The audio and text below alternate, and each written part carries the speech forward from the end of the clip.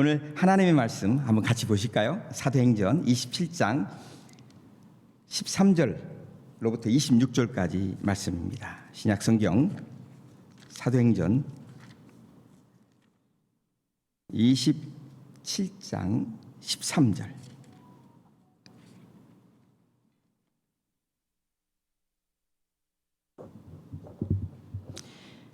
(13절로부터) 26절까지의 말씀입니다. 제가 길기 때문에 한글로 봉독을 하도록 하겠습니다. 사도행전 27장 13절에서 26절. 남풍이 순하게 불매 그들이 뜻을 이룬 줄 알고 닷을 감아 그레데 해변을 끼고 항해하더니 얼마 안 뒤어 섬 가운데로부터 유라굴로라는 광풍이 크게 일어나니 배가 밀려 바람을 맞추어 갈 수 없어 가는 대로 두고 쫓겨가다가 가우다라는 작은 섬 아래로 지나 간신히 거루를 잡아 끌어올리고 줄을 가지고 선체를 둘러 감고 수르디스에 걸릴까 두려워하여 연장을 내리고 그냥 쫓겨가더니 우리가 풍랑으로 심히 애쓰다가 이튿날 사공들이 짐을 바다에 풀어버리고 사흘째 되는 날에 배의 기구를 그들의 손으로 내버리니라. 여러 날 동안 해도 달도 별도 보이지 아니하고 큰 풍랑이 그대로 있음에 구원의 여망마저 없어졌더라. 여러 사람이 오래 먹지 못하였음에 바울이 가운데 서서 말하되 여러분이여 내 말을 듣고 그레데에서 떠나지 아니하여 이 타격과 손상을 면하였더라면 좋을 뻔하였느니라. 내가 너희를 권하노니 이제는 안심하라. 너희 중 아무도 생명에는 아무런 손상이 없겠고 오직 배뿐이니라. 내가 속한 바 곧 내가 섬기는 하나님의 사자가 어젯밤에 내 곁에 서서 말하되 바울아 두려워하지 말라. 내가 가이사 앞에 서야 하겠고 또 하나님께서 너와 함께 항해하는 자를 다 내게 주셨다 하였으니 그러므로 여러분이여 안심하라. 나는 내게 말씀하신 그대로 되리라고 하나님을 믿노라. 그런즉 우리가 반드시 한 섬에 걸리리라 하더라. 아멘. 오늘 사도행전 27장 13절 26절 말씀을 통해서 인생의 풍랑 속에서라고 하는 제목을 가지고 말씀을 나누도록 하겠습니다. 말씀을 듣기 전에 잠시 기도하겠습니다. 하나님 아버지 참 감사합니다. 오늘 귀한 주일 저희들 주님의 전으로 불러주시고 하나님을 예배할 수 있도록 복된 시간 주셔서 감사합니다. 우리의 마음을 열어주시고 특별히 성령을 통해서 우리에게 지혜를 주셔서 하나님의 말씀을 들을 때 잘 깨우치게 하시고 또 우리의 삶에 그것을 실천해서 100배, 60배, 30배의 놀라운 열매로 주께 영광 돌릴 수 있도록 은혜 베풀어 주시옵소서. 부족한 종을 온전한 도구로만 사용하여 주셔서 주님께서 친히 이 종을 통하여 말씀하고자 하는 메시지를 가감없이 증거할 수 있는 은혜를 부어 주옵소서. 예수님의 이름으로 감사하며 기도하옵나이다. 아멘. 여러분 나비 효과, 버터플라이 이펙트라고 하는 얘기를 들어보았을 것입니다. 그 뜻도 잘 알고 있어요. 한국에서 나비 한 마리가 날개짓을 하면 태평양을 건너서 이 미국 땅에서도 엄청난 광풍이 불 수 있다라고 하는 것이 나비 효과입니다. 쉽게 말하면 우리의 작은 일들이 엄청난 결과를 가져올 수 있다라고 하는 것을 암시하는 것이 이 나비 효과인데요. 미국의 기상학자 로렌스라고 하는 사람이 이 용어를 처음 사용을 했습니다. 우리 주변에 일어나고 있는 이 모든 일들은 그냥 우연히 이루어진 것이 하나도 없다라고 말을 합니다. 우리 안에 어떤 일이, 우리 주변에 어떤 일이 발생한 데에는 보이지 않는, 보이는 그런 여러 가지 팩터, 요인들이 관여해서 일어난다라고 설명을 합니다. 비근한 예로 과학자들이 한 사람이 여러분들이 생각할 때는 우연한 작은 이 교통사고를 낼 때에 그 교통사고가 일어난 데에는 약 100가지 정도의 요인들이 작용을 해서 일어난다고 합니다. 그 운전자가 그 전날 술을 먹었든지 잠을 잘 못 자든지 아니면 그 앞에 가는 사람이 그랬든지 뭐 하여튼 도로 사정이 뭐 어떻게 되든지 이 여러 가지 그 요인들이 복합적으로 관여되어서 한 가지의 그 작은 교통사고도 일어날 수 있다고 하는 것입니다. 우리 그 온난화 때문에 자연재해가 심각하게 일어나고 있습니다. 지금 아까 우리 최 집사님도 기도하실 때 언급을 했지만 텍사스에 거의 뭐 30일 이상이 3디지트 100도 이상이 지속되고 있어요. 이 현상은 아마 이번 주에도 계속될 거고 지금 일기예보에 의하면 그 다음 주에도 계속될 예정인 것 같습니다. 참 덥지요. 뿐만 아니라 이 온난화 현상 때문에 태풍, 허리케인이 어마어마하게 우리에게 피해를 가져다 줍니다. 많은 허리케인이 있는데 제가 특별히 너무 역사적으로 큰 타격을 준 허리케인이기 때문에 기억하는 건데 다 기억할 거예요. 제가 살았었던 뉴올런스에 2005년도에 카트리나 허리케인이 몰아닥쳤습니다. 기억하시죠? 많은 사람들이 죽었어요. 약 1,800명이 죽고 뉴올리언스시의 80%가 물에 잠겼습니다. 많이 잠긴 데는 거의 평균 6피트가 물에 잠겼습니다. 근데 이 태풍, 이 허리케인이 일어나기 전에 몇 주 전부터 전문가들은 계속 경고를 했어요. 이번에 몰려오는 이 카트리나는 유력이 어마어마할 것이다. 그러니 준비를 해라. 근데 많은 사람들이 거기에 귀를 기울이지 않았어요. 뉴올리언스는 여러분들이 아시다시피 내가 3년을 살았잖아요. 바다보다도 낮은 지역에 위치한 시입니다. 그렇기 때문에 제방을 도시를 감싸는 제방을 뚝을 만들어서 바닷물이 들어오지 못하게 하고 안에 있는 물들은 기계를 통해서 밖으로 빼내는 그런 시스템을 갖추고 있습니다.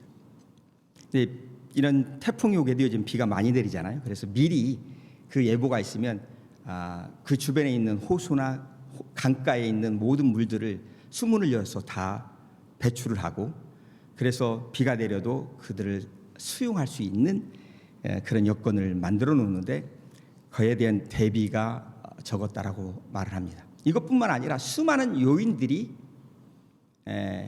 함께 해가지고 역사적으로 참 잊지 못할 비극을 그리고 수많은 사람들이 죽어져가는 그런 결과를 가져왔습니다. 우리 개인의 삶을 돌아볼 때에도 크고 작은 풍랑을 만나게 되어집니다. 어떤 때는 자그마한 미풍으로 그렇지만은 많은 경우에서는 우리가 도저히 감당할 수 없는 이 토네이도와 같은 또 허리케인과 같은 광풍이 우리의 인생을 가로막습니다. 이런 인생의 여러분들 인생의 광풍을 인생의 항로 가운데 광풍을 만나면 여러분 어떻게 대처를 하십니까? 오늘 본문의 말씀도 사도 바울이 이제 노마로 압송하는 과정에 있거든요. 이제 노마의 사도 바울의 마음 속에는 이제 마지막으로 오직 성령이 너희에게 임하시면 너희가 권능을 받고 예루살렘과 사마리아와 땅 끝까지 이르러 복음을 증거하겠다라고 하는 그 비전 가운데 예루살렘까지 사마리아까지 그래서 1차 전도여행, 2차 전도여행, 3차 전도여행을 마치고 이제 마지막 노마에까지 가서 복음을 증거하고자 하는 이 비전이 있었는데 하나님께서 그냥 자의로 자기가 기차를 타고 비행기를 타고 자동차를 몰고 간 게 아니라 이 로마 정부의 호송 가운데 죄수의 신분으로 로마로 이송하게 되었어요. 사도 바울뿐만 아니라 약 270명의 다른 죄수 그리고 그 선원들까지 같이 이제 함께 비행기를 타고 비행기가 아니죠. 배를 타고 이제 로마를 향해 나아가게 되어지는데 오늘 성경에 보니까 이 1장을 보면 27장 1장부터 보면 이 사도 바울이 이 배가 출발하기 전부터 하나님께로부터 받은 영감 가운데 이 항로가 이 항해가 쉽지 않을 것이다 라고 하는 생각을 그리고 그런 영감을 받게 되었어요. 그리고 나아가서 선장과 선주라고 하면 이제 배 주인이죠. 그리고 그 항해사들과 함께 이렇게 말을 합니다. 가급적이면 이번 항해를 늦추었으면 좋겠습니다. 내가 기도해보니 기도했다는 말은 없어요. 그러나 이 문맥상 보면 내가 기도해보니 우리가 이 항해를 계속하다 보면 배도 다치고 또 배에 선적한 화물도 피해를 입게 될 것이고 우리의 생명마저도 위협받게 될 것입니다. 이렇게 말을 해요. 근데 이 말을 듣고 그 모든 항해의 책임을 지고 지휘하는 백부장이 이렇게 말을 합니다. 그 성경에는 이렇게 말을 해요. 바울의 말보다 선장과 선주의 말을 더 믿었더라 이렇게 말을. 다시 말해서 하나님의 사람 사도 바울의 말보다 선장과 선주의 말을 더 믿었더라. 대개는 많은 기자들이나 설교자들이 이 본문을 가지고 설명할 때는 단순하게 이렇게 교훈을 끌어냅니다. 하나님의 말씀을 또 하나님의 사람들의 권면을 더 우선시해야 된다. 더 들어야 된다. 이렇게 말을 해요. 저는 그 말이 전적으로 틀렸다 이렇게 말하지 않고 일리가 있는 말이긴 해요. 하지만 저는 신학도 하고 소셜 사이언스도 공부를 하고 가르치고 있는 사람으로서 이 말씀을 쭉 묵상하면 묵상할수록 그리고 다른 성경도 마찬가지 사도 바울의 권면을 묵상하면 묵상할수록 둘 중에 하나를 선택하라라고 한 뜻이 아니에요. 그게 무슨 말이냐면 전문가의 판단이나 권면이나 이런 조언을 무시하지 말라는 거예요. 사실 여기서 선장은 오랜 그 바닷사람이에요. 전문가예요. 그리고 경험에서 나오는 전문적인 어떤 그 전문가의 조언, 판단을 이 백부장은 무시할 수가 없는 거예요. 또 선주는 사실상 이문이 내가 하루라도 놀면 하루라도 지체하면 이문이 줄어들어요. 타당성을 조사할 수밖에 없는 거예요. 그래서 전문가의 조언, 전문적인 판단이나 경험적인 그 지혜도 우리가 존중할 뿐만 아니라 또 어떤 경제적인 그런 여러 가지 고려 사항들이 타당성들을 우리는 충분히 검토를 해야 돼요. 저도 학교에서 이제 그랜트 라이팅도 하고 그래서 NIH에도 서브미팅 하고 또 다른 사람들의 그랜트 프로포저들을 이밸류에이션도 하고 그런 일들을 해요. 처음 그 프로포저를 받아보면 이번에도 우리 박사과정에 2명의 풀 스칼라십을 주는데 그들의 프로포저를 이제 제가 이밸류에이션을 했어요. 4명이 이제 지원을 했는데 우리 과에서만 우리 PhD 과정에서만 한 거니까 2명을 선발하는데 첫 번째로 보는 것이 무엇이냐면 이분들이 이 학생들이 이 연구자가 어떤 가설을 어떤 이론에 의해서 세웠는가 그리고 어떤 리서치 디자인을 가지고 이 가설을 증명하려고 하는가? 그 가설과 디자인이 합당하고 타당성이 있는 것인가? 그 다음에 보는 것이 무엇이냐면 그들이 제시한 예산, 버짓, 그리고 그들이 제시한 타임 프레임 가운데 이 제시된 프로포저를, 이 과제를 충분히 성공적으로 끝낼 수가 있겠는가? 영어로는 feasibility라고 하죠. 한글로는 타당성이라고 말을 할 수 있겠죠. 그런 것들을 검토합니다. 그다음 마지막으로 검토하는 게 뭐냐면 과연 이 연구자가 이 연구를 컨덕트 할 수 있는 능력을 갖고 있는가? 자격이 있는 사람인가? 이렇게 말은 그럴듯하게 했는데 과연 이 사람이 할 수 있는가? 그럼 뭘 봐요? 패스트 히스토리를 보는 거예요. 그 사람이 지금까지 어떻게 이것을 위해서 통계는 충분히, 아니면 리서치는, 아니면 익스피리언스는 충분한가? 이런 것들 전부 다 검토한 가운데 이분 이 프로포절이 가장 좋겠다, 합당하다, 그리고 가장 높은 점수를 줘서 통과를 시키는 것입니다.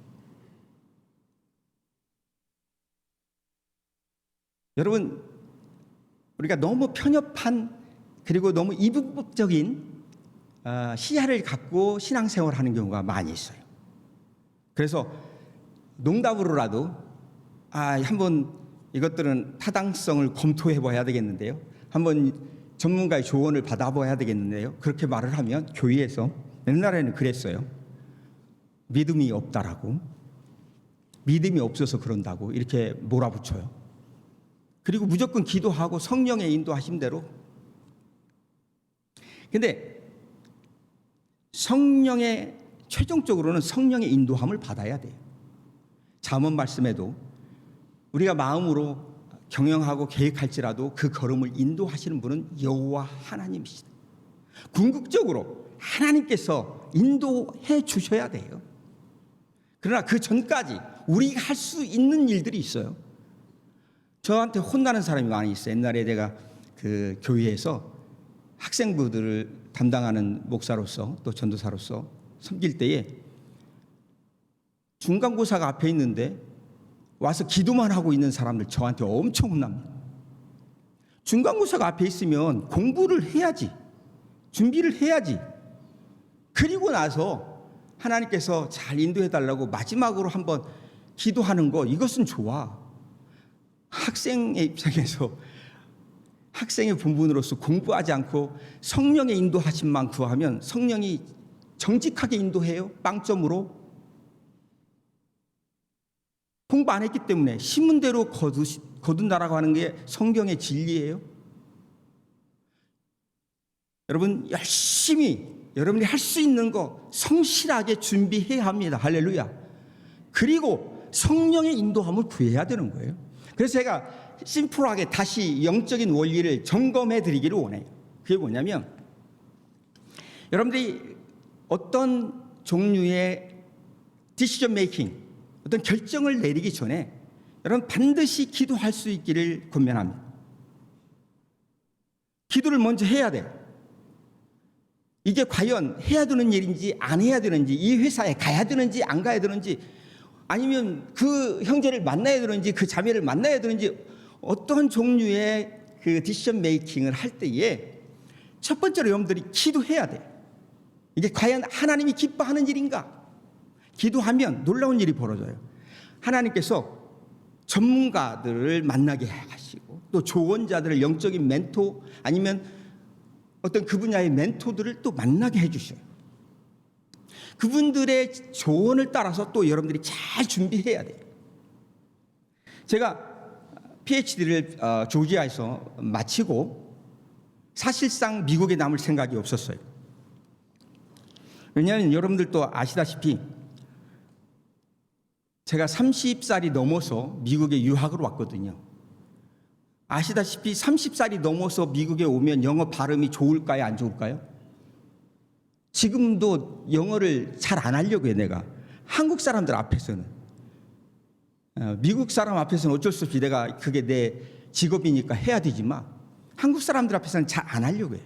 일부러 발음이 안 좋은 걸 내가 알거든요.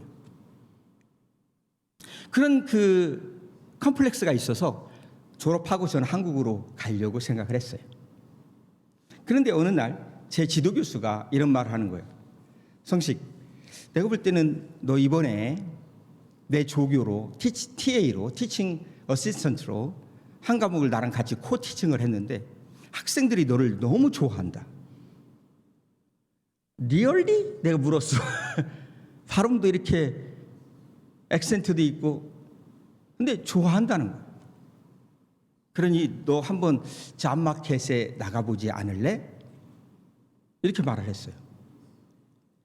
지나가는 말로 나를 기분 좋게 하려고 하는지 아니면 진짜 저 사람이 볼 때 포텐셜이 있는 건지 기도했어요. 정말 하나님이 이것을 원하시는 건지 기도하니까 다시 그 지도교수가 나를 부르는 거예요. 내가 계속 생각해 봤는데 너도 기도해 봤지? 너 여기에 있는 게 좋겠어. 여기 미국에서 잡을 잡는 것이 좋겠어. 그러면서 도와주기를 시작합니다. 구체적으로 어디부터 도와주기 시작하냐면 레줌메, 우리 그 박사 아카데믹 필드에 가려면 이제 레줌메라고 하지 않고 커리큘럼 비테라고 하는데 그것들을 써오라는 거예요. 가져갔더니 처음부터 끝까지 빨간 줄 다 긋고 다시 이렇게 쓰라고. 그리고 이것만 하면 안 된다는 거예요. 패키지를 만들어야 돼. 그래서 그 패키지 안에는 너의 티칭 이밸리에이션도 넣고 너의 성적표도 넣고 너의 익스피리언스도 넣고 너의 비전도 넣고 그러면서 하나의 모델을 나한테 주면서 이 모델을 따라서 패키지를 만들어 오라는 거예요.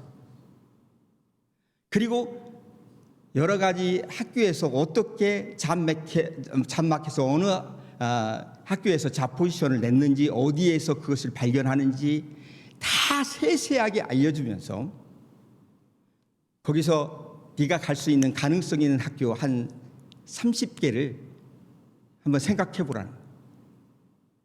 그리고 본인이 내가 가져갔더니 그 중에서 20개를 추리면서 이곳에 한번 어플라이 해보라고. 그리고 어플라이 했어요. 그러고 나서 또 기도했는데 나는 한 군데도 오퍼를 이렇게 캠퍼스 비짓 인터뷰를 하자고 오지 않을 줄 알았어요. 그런데 몇 군데 오더라고요.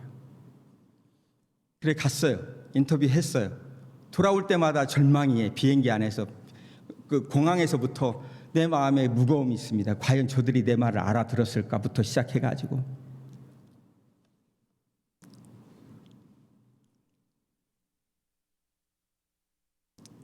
그런데 놀랍게도 첫 해에 잡마켓에 나갔는데 두 군데에서 파이널 오퍼를 받았어요.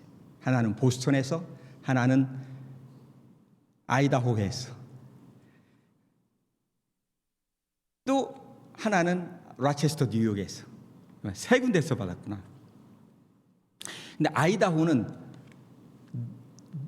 재미가 없을 것 같아서 일단 포기했고 이제 보스턴하고 이제 라체스터하고 두 개를 놓고 다 크리스천 베이스드 그런 페이스 베이스드 학교였는데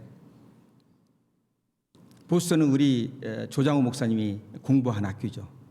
고든 코넬. 근데 너무 비싸더라고요. 그래서 포기했고 최종적으로 라체스터 뉴욕에 제가 가게 됐어요. 가기 전에도 엄청나게 기도했습니다. 과연 이것이 하나님이 원하는 것입니까? 지금까지 진행되는 것을 보니까 하나님의 인도하심인데 정말 하나님의 결재가 필요합니다. 확증을 해 주십시오.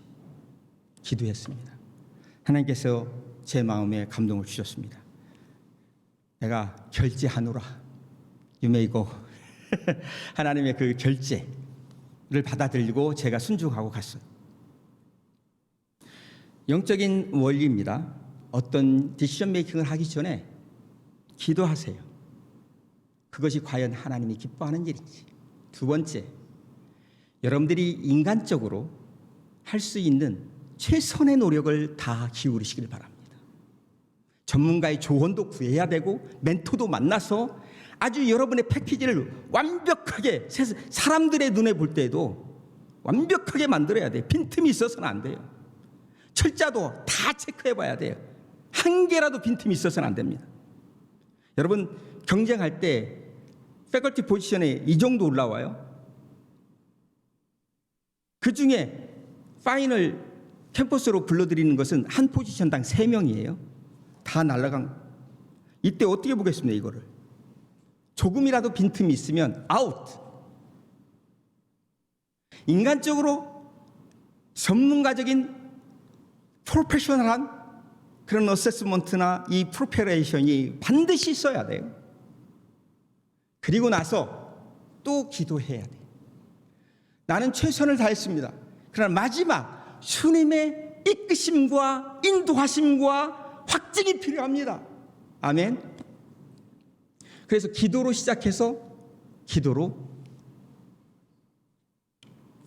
마무리를 하는 것이 우리 그리스도인들의 삶의 순서입니다.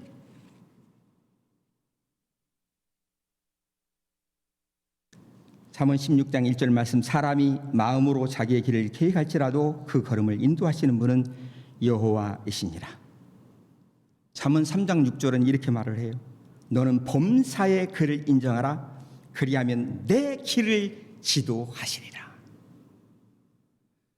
무슨 일을 하기 전에 기도하고 최선의 노력을 다하고 그리고 우리 여호와 하나님을 인정하세요.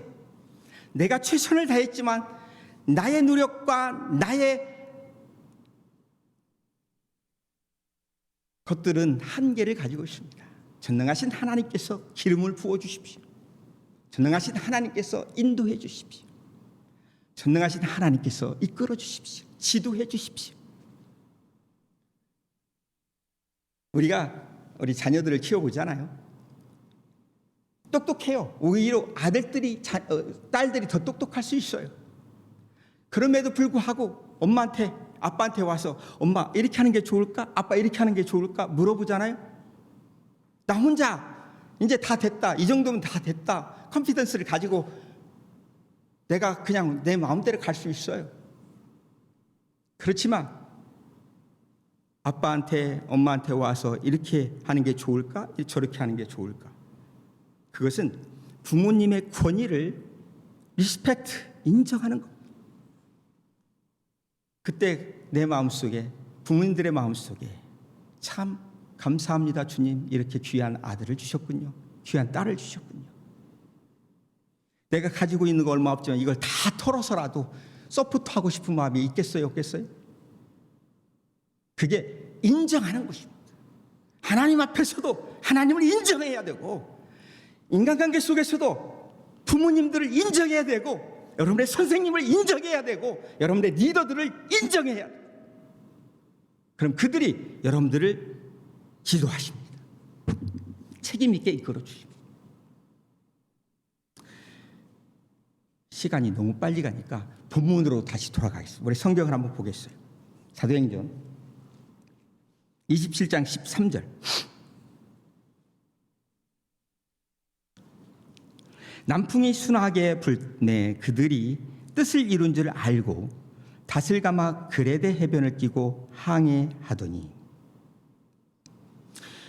여러분 하나님의 결제를 받지 않고 제가 말씀드렸어요. 하나님의 기도만 하면 안 된다고 그랬어요. 기도하고 우리 노력을 최선의 노력을 하고 또 하나님의 결제를 받고 우리가 움직이는데 이런 과정을 거치지 않고 내 확신만 내 열심만 믿고 나아가는 사람들에게는 처음에는 잘 되게 보일 수 있어요. 그런데 얼마 못 가서 어려움을 갖게 된다. 거기 한번 성경을 볼까요? 27장 14절 그 다음 절, 얼마 안 돼요. 섬 가운데부터 유라굴로라는 광풍이 크게 일어나니. 여기서 유라굴라라고 하는 말은 유로스는 동남풍을 말을 해요. 그 다음에 굴라는 아굴로라는 뜻으로서 북풍을 얘기합니다.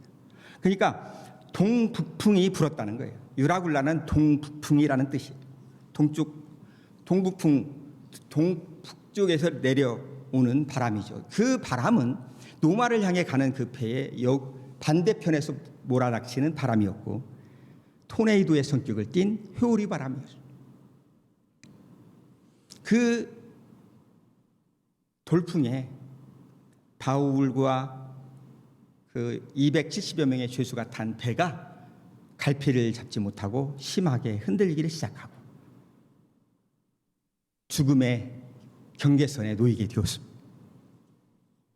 내 마음대로 나를 의지하고 나아가는 사람들에게는 처음에는 잘 되게 순적하게 또 순풍에 돛단 듯이 좋네 이렇게 느끼는 기간을 하나님께서는 주신다는 거예요. 그래서 많은 영적인 사람들이 이렇게 말을 합니다. 기도하지 않았는데 내 인생이 슬슬 풀린다? 그때는 긴장해야 될 때다. 이렇게 말을 해요. 기도하지 않았는데 너무 인생이 잘 풀려? 그때는 긴장할 때인 것입니다. 깨어서 기도해야 될 때인 것입니다. 우리 하나님의 사람들은 영적인 사람들이에요. 그리고 하나님은 세밀하신 분입니다. 여러분들이 작은 숨소리조차도 귀 기울이시고 들으시는 분이 우리의 전능하신 여호와 하나님이십니다. 그런데 기도도 하지 않았어. 하나님이 다 아시지만 여러분들이 요청하는 것을 기다리고 있어. 그런데 잘 나가. 이거는 하나님과 없는 일이 지금 벌어지고 있는 거예요. 그게 설사 인간들이 볼 때 좋은 것 같아도 그게 나에게 해가 된다는 사실을 여러분은 곧 깨닫게 될 것입니다.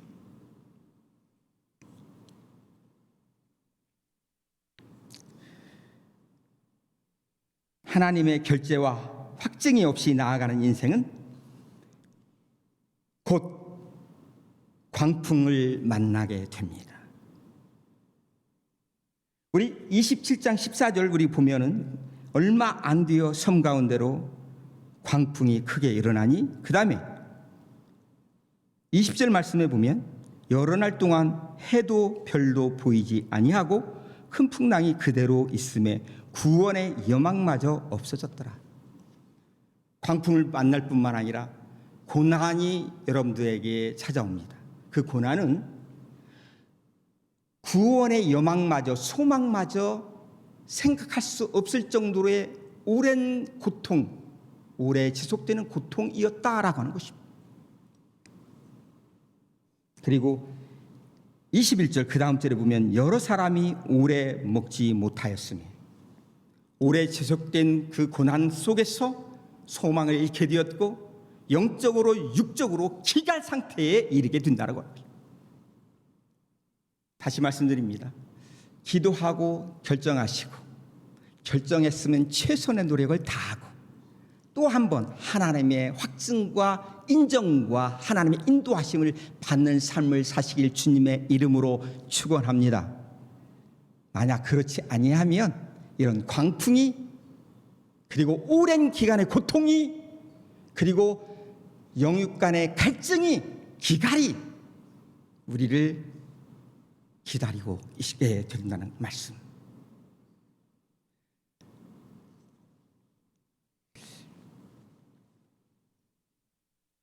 이렇게 상담을 하고 또 학생들을 보고 또 주변에 많은 분들을 만나면서 느끼는 것은 누가 지혜자고 누가 지혜롭지 못한 자인가를 알 수가 있어요.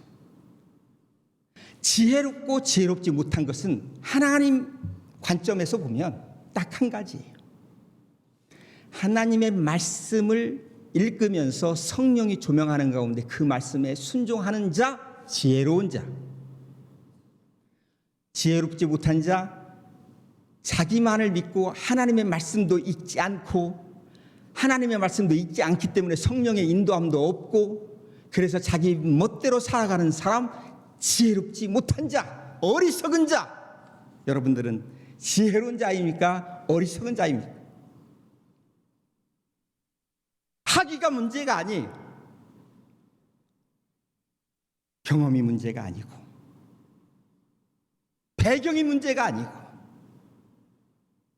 하나님 앞에 하나님을 늘 인정하고 하나님의 말씀을 읽고 성령의 인도하심에 민감하고 그 말씀에 순종하고 그 자가 농부일지라도 못 배운 사람일지라도 배경이 어떤 배경이라 할지라도 그들이 지혜로운 자요 하나님이 보실 때 하나님의 일꾼이요 하나님의 영적 리더인 것입니다.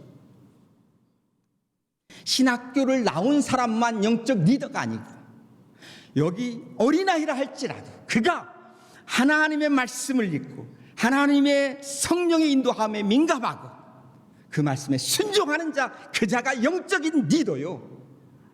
그 자가 여러 가지 인생의 광풍 속에서 그리고 커뮤니티의 위기 속에서 구해낼 수 있는 영적인 리더인 것입니다. 그렇기 때문에 우리 침례교는 신학교 나왔느냐 안 나왔느냐 별로 따지지 않아요. 평신도라도 그가 하나님께 소명을 받으면 소명감이 있으면 그를 목사로 세웁니다. 그리고 그가 그 영적인 공동체를 이끌어갈 수 있도록 하는 것입니다. 어디 성경에 신학교 나왔기 때문에 아닙니다. 하나님의 말씀에 철두철미하게 순종하는 자, 그 자가 다윗이 골리앗 앞에 섰어요. 사울은 이미 왕이에요. 그는 경험에 의지해서 저 골리앗하고 싸우면 백전백패다 나서지 못합니다. 그러나 어린 누굽니까? 다윗은 하나님의 음성, 하나님의 인도함만을 바라보며 당당히 그 골리앗을 향해 나아가 그리고 그를 꼬꾸라뜨리는 것입니다. 그리고 끝내 그 어린 다윗이 이스라엘을 구원하고 이스라엘을 인도하는 진정한 리더로서 하나님 앞에 쓰임받게 되는 것입니다. 여러분들이 오늘 이 시간 어떤 모습으로 있든지 이 다윗처럼 하나님을 인정하고 하나님의 말씀을 그리고 성령의 인도하심에 철저히 순종하고 나아간다고 여러분들 때문에 여러분의 가정이 여러분이 속한 직장이 여러분들이 섬기는 교회가 여러분들이 속해 있는 이 지역사회가 여러분 때문에 구원받게 되는 거예요.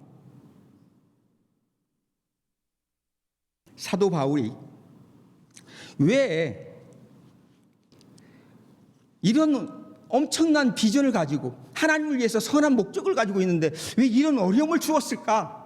그게 또 내가 이 본문을 읽으면서 갖게 되는 하나의 질문이었어요.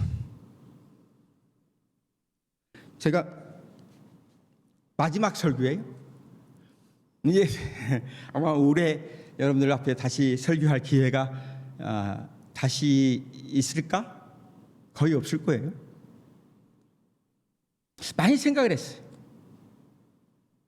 어떤 메시지를 증거하는 것이 가장 마지막 설교로서 고별 설교로서 적당할 것인가?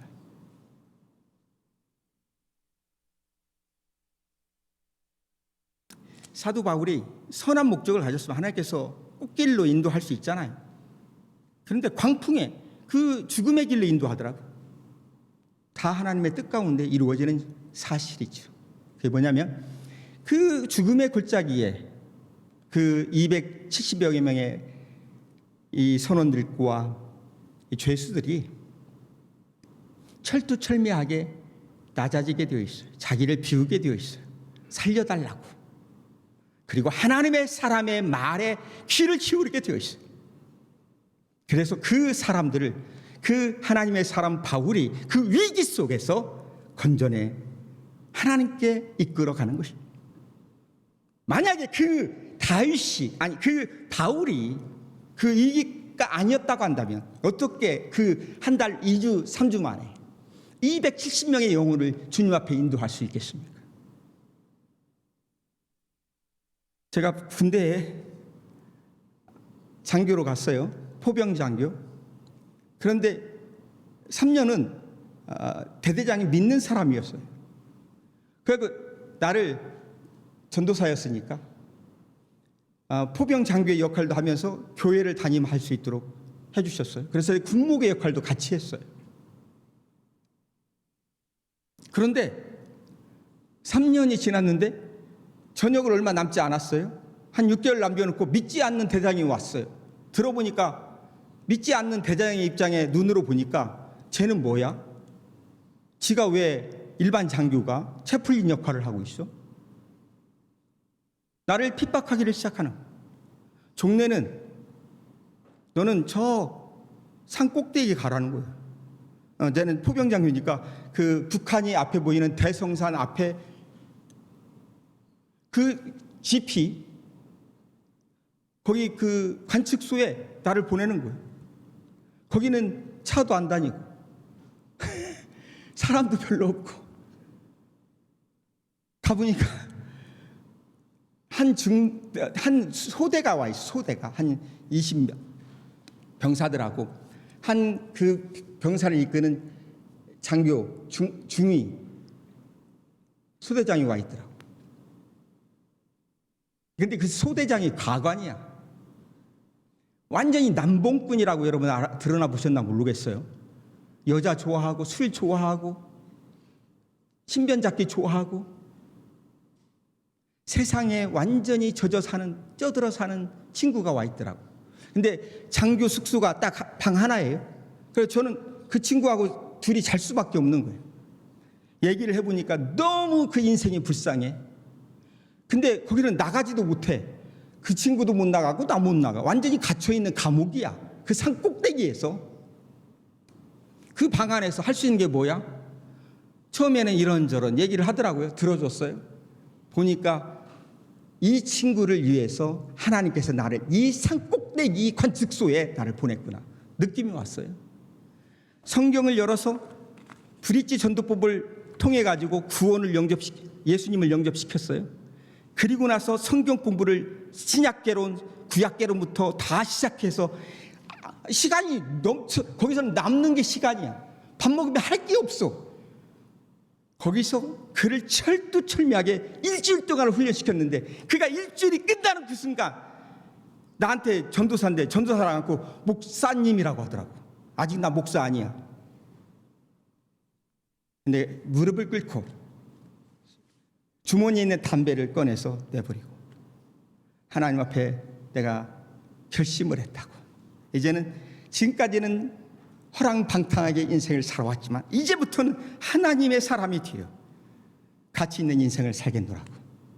그리고 나서 그 다음 주에 대대장한테 연락해가지고 휴가를 맡았어요. 일주일 동안 휴가를 가서 왜 휴가를 가냐 그랬더니 내 말이 듣기 싫어서 가냐 그랬더니 그게 아니고 내 마음에 감동이 왔는데 내 친구들이 너무 불쌍하다.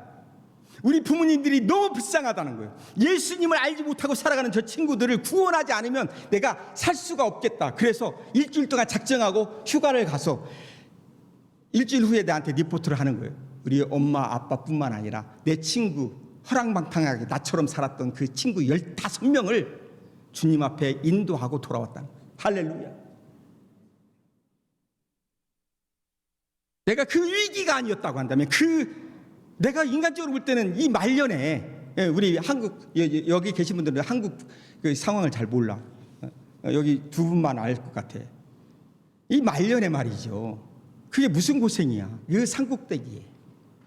우리 장교들은 주말만 되면 나가서 밥도 먹고 뭐 다 외출도 하고 다 자유롭게 하는데 그것도 못하고 딱 갇혀서 우리에게 그런 어려움, 인간적으로 볼 때는 어려움, 고난, 풍랑 그런 것들을 우리에게 하나님께서 주실 수 있어요. 어떻게 보면 그게 그 위기 속에서 여러분들이 하나님의 사람으로서의 향기와 맛과 냄새를 하나님께서 기대하고 그 고난으로 인도했을 줄도 그 속에서 영혼을 구원하라. 말씀을 정리합니다. 오늘 우리는 하나님 앞에 부름을 받았어요.